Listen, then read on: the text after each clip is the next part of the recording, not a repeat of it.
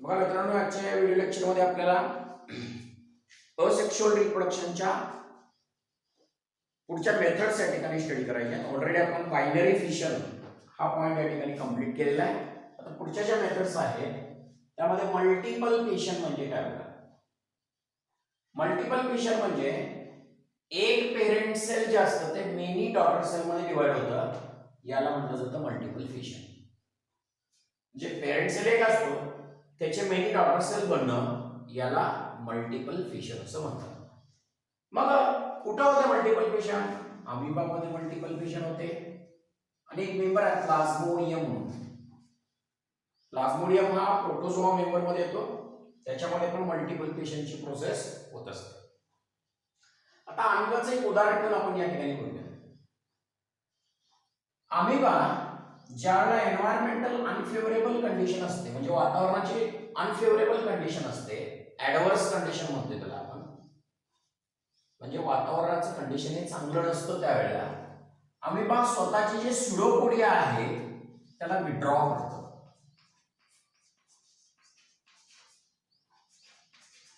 स्युडोपोडियाला withdraw करतं म्हणजे नेमकं काय करतं बघा. स्युडोपोडिया विड्रॉ करतं आणि त्याचा एक राऊंड आकार घेतो अमिबा, राऊंड शेप देतो.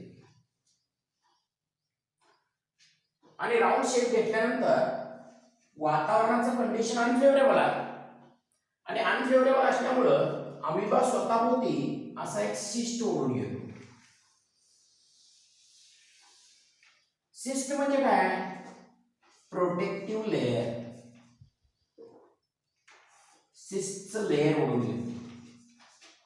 सिस्ट लेअर कशासाठी ओढून येतो? Protect from protection from unfavorable environmental condition.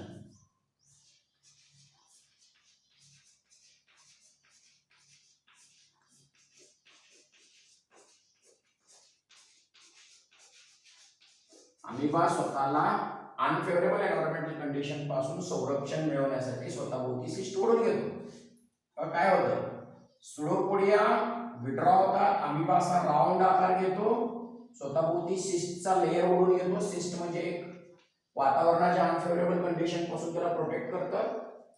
आणि या सिस्टच्या आत बघा, याचा अमिबाचा हा जो न्यूक्लियस आहे त्या न्यूक्लियसचं डिव्हिजन होतं. याचं न्यूक्लियस जे आहे, हा जो न्यूक्लियस आहे तो कशाचा आहे? अमिबाचा न्यूक्लियस. कारण अमिबा आता राऊंड घेतला आहे या ठिकाणी. अमिबा हा कुठल्या शेप मध्ये घेतलाय? Round shape. त्याच्या जो न्यूक्लियस आहे अमिबाच्या त्याचं डिव्हिजन होतं. कशाचं डिव्हिजन होतं? न्यूक्लियसचं डिव्हिजन होतं. आणि मेनी टाइम्स डिव्हिजन होऊन एकाचे मेनी न्यूक्लियस होतात.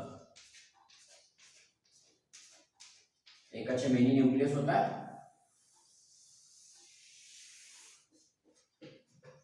आणि प्रत्येक न्यूक्लियसच्या भोवती, आता समजा इथं हे न्यूक्लियर डिव्हिजन एकदा नाही, असे एकाचे दोन, दोनाचे चार असे न्यूक्लियर डिव्हिजन पहिल्यांदा होते. आणि प्रत्येक न्यूक्लियसच्या भोवती प्लाझ्मा मेम्ब्रेन बनतं.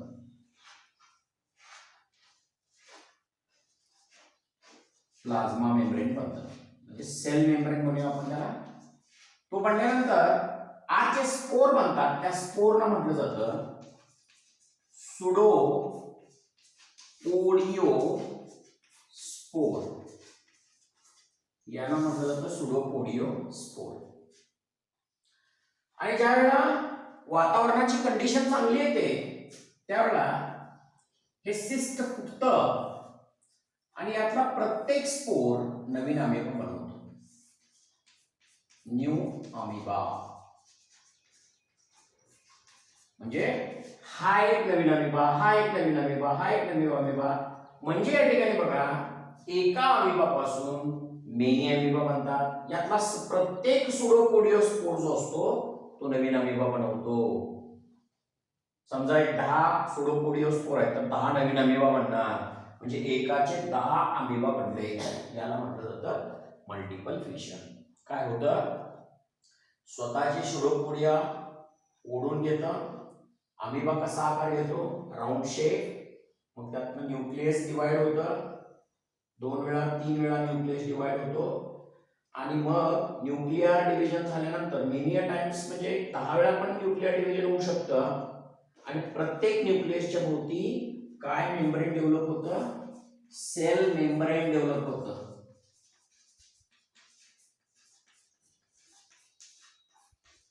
प्रत्येक न्यूक्लियसच्या भोवती सेल मेम्ब्रेन डेव्हलप होतो आणि मग त्या ते जे स्पोर बनतात त्या स्पोरला म्हटलं जातं सुडोपोडियोस्पोर. आणि त्यातला प्रत्येक स्पोर ज्या वेळेला वातावरणात फेवरेबल कंडिशन येईल त्यावेळेला त्यातला प्रत्येक स्पोर नवीन अमिबा बनवतो. कारण हे जे सिस्ट फॉर्मेशन जे होत असतं ते वातावरणाच्या अनफेवरेबल कंडिशन होत असतं आणि आतच मेनी स्पोर बनतात आणि त्यातला प्रत्येक स्पोर नवीन अमिबा बनवू शकतो. म्हणजे एका अमिबाचे मेनी अमिबा या ठिकाणी बनले, त्याला म्हणतात मल्टिपल फिशन.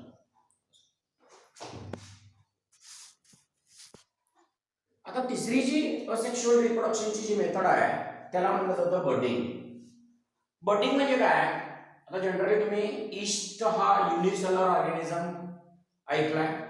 ईस्ट हा अस्कोमायसिक्स क्लास मध्ये येतं आणि आणखीन एक आहे ऑर्गॅनिझम हायड्रा सिलेंड्रेटा फायलम मध्ये येतं. अशा ऑर्गॅनिझमचं रिप्रोडक्शन होत असताना बर्ड तयार होतं आणि त्या बर्ड पासून नवीन ऑर्गॅनिझम या ठिकाणी बनतं. काय बघा बडिंगची डेफिनेशन या ठिकाणी हे बघा, एक स्मॉल असा एक प्रोटोप्लाझ्मिक आउटग्रोथ तयार होतो आणि तो आउटग्रोथ पॅरेंट पासून सेपरेट होतो आणि नवीन ऑर्गॅनिझम बनतो. म्हणजे बघा process, parent body produces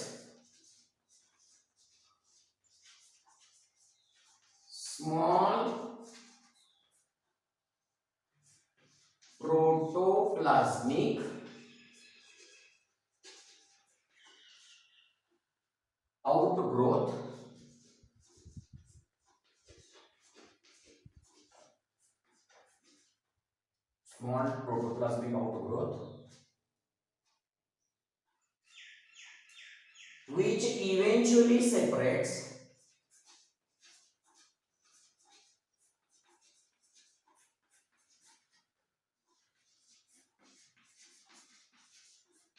and for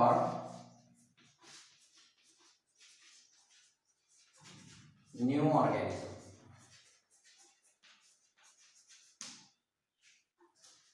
हे बघा कसं, आता उदाहरण एक एक्झाम्पल घेऊन मी सांगतो या ठिकाणी ईस्ट मध्ये. या डेफिनेशनचा पूर्ण अर्थ या ईस्टच्या बॉडी मध्ये कळतो बघा. हे बघा, ही ईस्टची पॅरेंट बॉडी, ईस्ट हा युनिसेलर असल्यामुळे पॅरेंट सेल बॉडी आपण. ईस्ट मध्ये काय असतं? व्हॅक्यूल असतो, न्यूक्लियस असतो.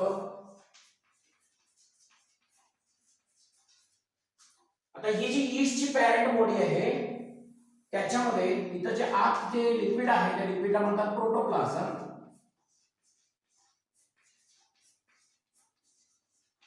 हे जे प्रोटोप्लाझम आहे या साइडला असं एक आउटग्रोथ तयार करतं. हे प्रोटोप्लाझम जे आहे ते या साइडला ईस्ट मध्ये असं एक आउटग्रोथ तयार करतं.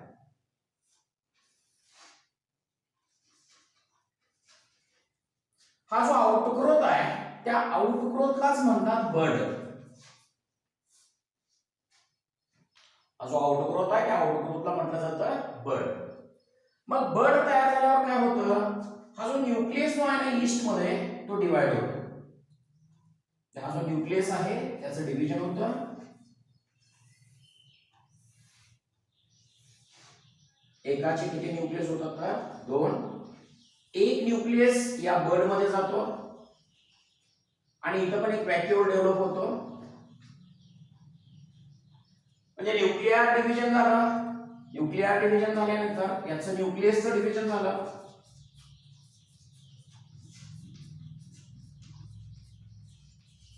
बघा, न्यूक्लियस डिव्हिजन झाल्यावर एकाचे 2 न्यूक्लियस झाले आणि एक न्यूक्लियस या बर्डच्या आत जातो. इथं पण एक व्हॅक्यूल डेव्हलप होतो. नंतर काय होतं? याची सायटोकायनेसिस होते आणि 2 ईस्ट बनतात त्या ठिकाणी. एक वरच्या बाजूला एक ईस्ट बनतो आणि खालच्या बाजूला एक असा ईस्ट बनतो. हे जे दोन सेल्स आहेत ते अनइक्वल सेल्स आहेत.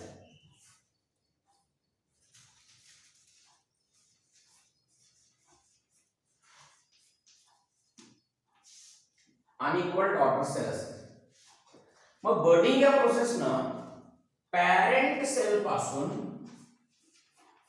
दोन जे डॉटर सेल बनले ते अनइक्वल बनले. बघा parent body small protoplasmic outgrowth. Outgrowth म्हणजेच काय आहे? आउटग्रोथ या शब्दाचा अर्थ बघा, या पॅरेंट बॉडी पासून असा बाहेरच्या बाजूला ग्रो होणारा पार्ट. आउटग्रोथ म्हणजे बाहेरच्या बाजूला ग्रो होणारा पार्ट, त्याला म्हणतात बड.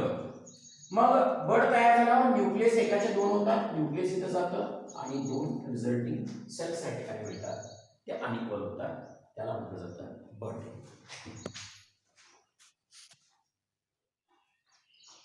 आता बघा आपल्याला बडिंगचे प्रकार या ठिकाणी स्टडी करायचे आहेत.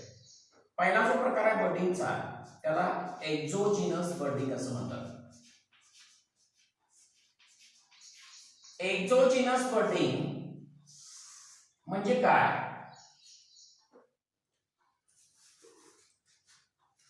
बड डेव्हलप्स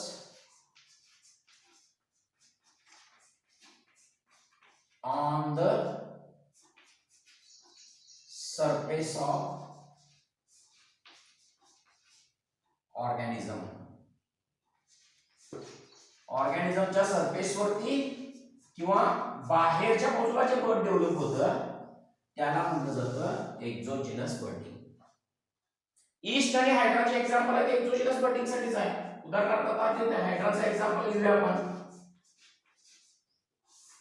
बघा आता हा हायड्रा जो आहे त्याला टेंटॅकल्स असतात असे. हा हायड्रा त्याच्या सरफेस वरती स्मॉल असा एक आउटग्रोथ डेव्हलप करतो. बघा स्मॉल असा एक आउटग्रोथ डेव्हलप करतो, त्याला म्हटलं जातं बड. आणि बड हा स्लोली सेपरेट होतो, हा ब्लड याच्यापासून सेपरेट होतो आणि नवीन परत हायड्रा बनतो या ठिकाणी. मग इथं जे बड बनलेलं आहे ते आत बनलेलं आहे की बाहेर? बाहेर एक्सटर्नली बनलेलं आहे, म्हणून एक्झोजिनस बडिंग असं म्हणतात. हायड्रामध्ये एक्झोजिनस बडिंग होतं आणि याच्यामध्ये ईस्ट मध्ये पण एक्झोजिनस बडिंग होत असतं.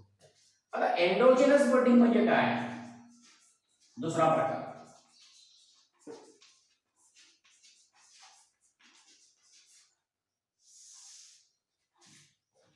एक्झोजिनस म्हणजे बाहेर आणि एंडोजिनस बडिंग म्हणजे काय? Bud develops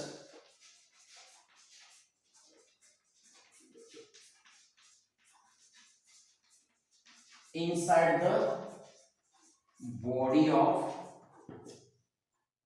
organism. ऑर्गॅनिझमच्या बॉडीच्या आत जे बड डेव्हलप होतं त्याला म्हणतात एक्झोजिनस बडिंग असं म्हणतात. बॉडीच्या आत बड जे डेव्हलप कुठं होत असतं? उदाहरणार्थ स्पॉन्जेस मध्ये, स्पंज प्राण्यांच्या मध्ये एंडोजिनस बडिंग होते. कसं? तर स्पंज प्राण्यांच्या मध्ये एक स्पेशल प्रकारचं स्ट्रक्चर बनतं अनफेवरेबल एन्व्हायरमेंटल कंडिशनला. या स्पंज प्राण्यांच्या आत वातावरणाच्या अनफेवरेबल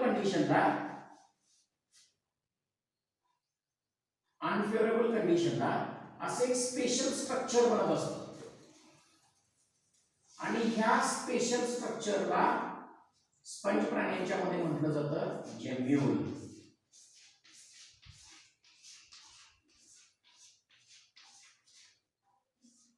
या स्पेशल स्ट्रक्चरला म्हणतात जेम्यूल. हे जेम्यूल स्पंज प्राण्यांच्या शरीरात वातावरणाच्या अनफेवरेबल कंडिशनला बनतं, त्याला इंटरनल बड असं म्हणतात. फेवरेबल कंडिशन आली की जेम्यूल फुटतं आणि नवीन ऑर्गॅनिझम या ठिकाणी बनतं. म्हणजे जे बड इंटरनली बनतं, आतल्या बाजूला बनतात, त्याला एंडोजिनस बडिंग असं म्हणतात. एंडोजिनस बडिंग साठी काय एक्झाम्पल आहे? Gemmule formation in sponges. Gemmule म्हणजे काय बड आहे? इंटरनल बड.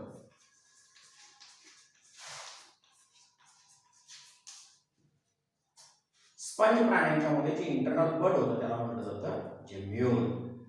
वातावरणाच्या अनफेवरेबल कंडिशनला हे बड बनत असतं. अशा प्रकारे आपण बघा ही मेथड पाहिली. दुसरी बडिंग. बडिंग असेक्शुअल रिप्रोडक्शनची मेथड ईस्ट मध्ये आपण पाहिले आणि त्याचे दोन प्रकार पाहिले, एक्झोजिनस आणि एंडोजिनस. एक्झोजिनस म्हणजे बड बॉडीच्या सरफेसवरती बनतं, एंडोजिनस म्हणजे बड बॉडीच्या आत बनतं, आणि एंडोजिनस साठी एक्झाम्पल जेम्यूल आहे. जेम्यूल स्पंज प्राण्यांच्या शरीराच्या आत बनत असतं. आता नेक्स्ट असेक्शुअल रिप्रोडक्शन जे आहे ते स्पोर फॉर्मेशन. असेक्शुअली काही स्पोर बनतात. स्पोर म्हणजे काय, असा एक सिंगल सेल स्ट्रक्चर असतो, तो तुटून दुसरीकडे पडला की नवीन ऑर्गॅनिझम बनवू शकतो, त्याला म्हणायचं स्पोर. सिंगल सेल व्हेजिटेटिव्ह प्रोपॅग्युल असतं, ते तुटून दुसरीकडे पडलं की नवीन ऑर्गॅनिझम बनतं. म्हणजे आता उदाहरण बघा तुम्ही, वनस्पतीचा बिया सोडून दुसऱ्या कुठल्याही भागापासून नवीन वनस्पती बनत असेल तर त्याला व्हेजिटेटिव्ह रिप्रोडक्शन. आता उदाहरण शुगर केन मध्ये आपण स्टेम पासून नवीन शुगर केन बनवतो, म्हणजे व्हेजिटेटिव्ह झालं ना. तसं स्पोर म्हणजे काय, single sale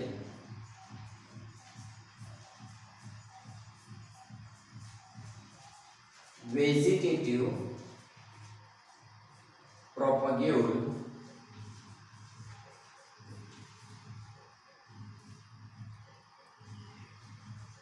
which develop into new organism.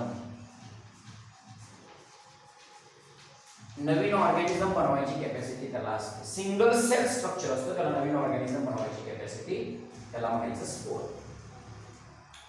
मग तसं जर स्पोर बघितलं तर स्पोरचे आपण दोन प्रकार पाडू शकतो. काही स्पोर जे असतात ते इझिली मूव्ह होतात, स्वतः मूव्ह होऊ शकतात, त्याला म्हटलं जातं मोटाईल स्पोर्स. मोटाईल स्पोर्स साठी काय एक्झाम्पल आहे, किंगडम प्लांटिंग मध्ये ऑलरेडी आपण स्टडी केलंय. जे मूव्ह होणारे स्पोर्स आहेत त्यामध्ये एक एक्झाम्पल आपण स्टडी केलंय की झूस्पोर्स. झूस्पोर्स आल्गी मध्ये बनतात बघा, क्लोरोफायसी, फिओफायसी, ग्रीन आल्गी, ब्राऊन आल्गी, याच्यामध्ये झूस्पोर्स बनतात. आता एक उदाहरण दिलं झूस्पोर्स साठी, क्लमायडोमोनास नावाची एक युनिसेल्युलर आल्गी आहे.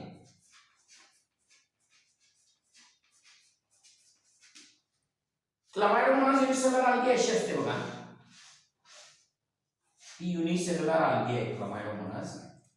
या युनिसेल्युलर आल्गीचं आत, याच्या आत डिव्हिजन होऊन, मायटोसिस डिव्हिजन होऊन याच्या मेनी असे मोटाईल स्पोर्स बनतात. आणि हे मेनी मोटाईल स्पोर्स जे असतात त्या स्पोर्सला म्हणायचं झूस्पोर्स.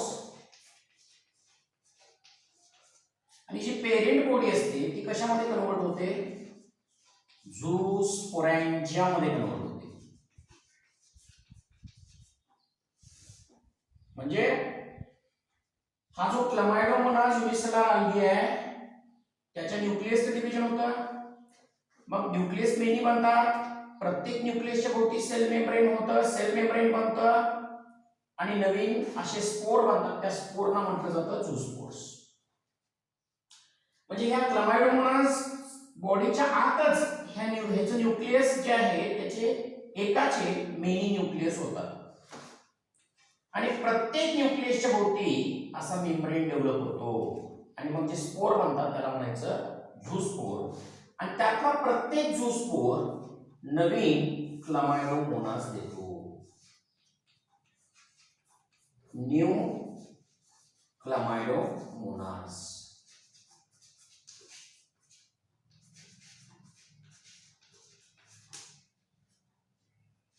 मग आता हा जो स्पोर आहे, हा झूस्पोर आहे, मोठा आहे का, कारण त्याला मुवमेंट होण्यासाठी काय प्रेझेंट असतं तर फ्लाजेल असतात.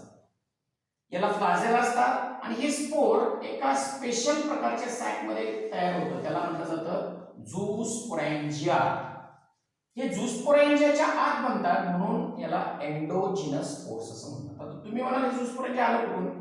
या पेरेंट क्लामायडोमोनास मध्येच, पेरेंट सेल मध्येच न्यूक्लियर डिव्हिजन होऊन आतच हे झूस्पोर बनतात. न्यूक्लियर आणि सायटोप्लाझमचं डिव्हिजन होऊन आत झूस्पोर बनतात आणि त्यातला प्रत्येक झूस्पोर नवीन क्लामायडोमोनास बनवतो. याला म्हटलं जातं मोटाईल स्पोर, झूस्पोर असं म्हणतात. अनेक स्पोरचा प्रकार आहे नॉन मोटाईल स्पोर.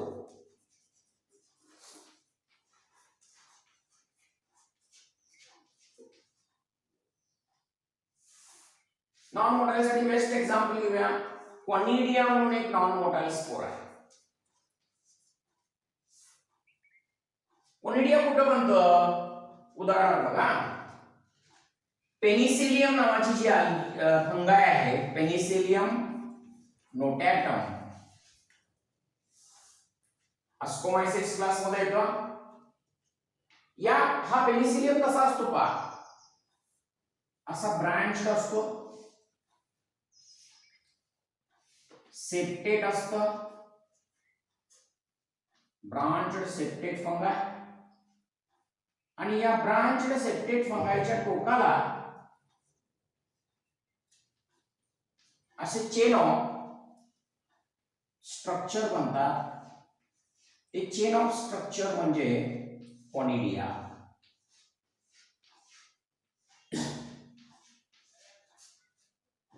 हे जे चेन ऑफ स्ट्रक्चर बनतात त्याला म्हटलं जातं क्वनिडिया. आणि क्वनिडिया ज्या स्टॉक वरती अरेंज होतात त्या स्टॉकला म्हणतात क्वनिडिओफोर. आणि त्याच्यावरती काय म्हणतात तर क्वनिडिया म्हणतात.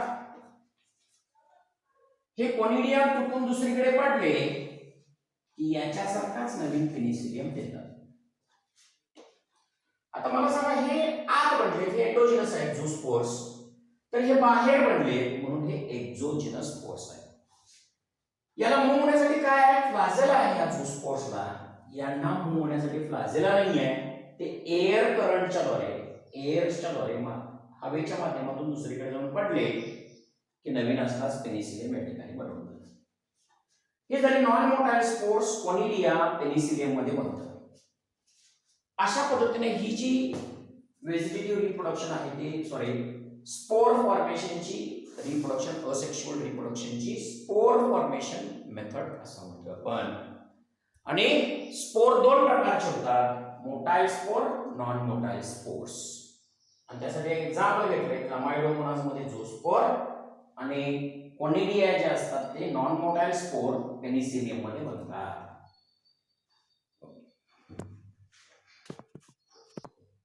नेक्स्ट असेक्शुअल रिप्रोडक्शनची जी मेथड आहे ती बघा, फ्रॅगमेंटेशन.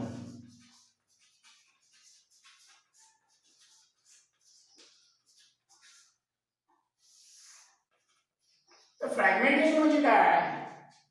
पेरेंट बॉडी जी असते ती लहान लहान तुकड्यांच्या मध्ये डिवाइड होते आणि त्यातला प्रत्येक तुकडा नवीन ऑर्गॅनिझम बनवतो, त्याला म्हणतात फ्रॅगमेंटेशन. म्हणजे काय? Parent body breaks into small fragments.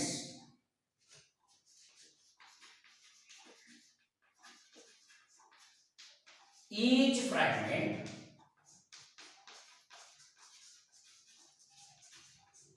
develop new individual. त्यातला प्रत्येक तुकडा नवीन फ्रॅगमेंट बनवतो, याला म्हणतात फ्रॅगमेंटेशन. कुठं ऑब्झर्व केलं जातं बघा फ्रॅगमेंटेशन? स्पायरोगायरा या ग्रीन आल्गी मध्ये पण ऑब्झर्व केलं जातं. फंगाय मध्ये, काही फंगाय मध्ये, रायझोपस मध्ये पण फ्रॅगमेंटेशनची प्रोसेस होते. रायझोपस या फंगाय मध्ये बघा, स्पायरोगायरा हा कसा आल्गी आहे? स्पायरोगायरा हा फिलामेंटस आल्गी आहे. सेल्स एकावरती एक असे अरेंज असतात स्पायरोगायरा मध्ये. त्यात न्यूक्लियस असतो प्रत्येक सेलच्या आत आणि स्पायरली अरेंज्ड असं काय प्रेझेंट असतं तर त्यात क्लोरोप्लास्ट असतं.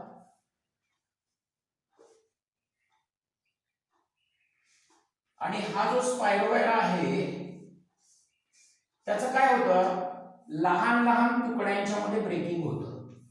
हा एक तुकडा स्पायरोगायराचा, परत हा एक तुकडा, परत हा एक तुकडा, या तुकड्यांना म्हटलं जातं फ्रॅगमेंट.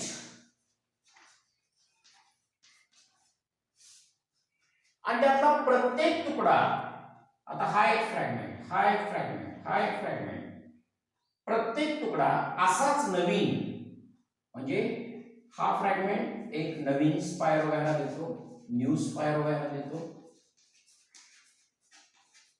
परत हा एक तुकडा नवीन स्पायरोगायरा देतो.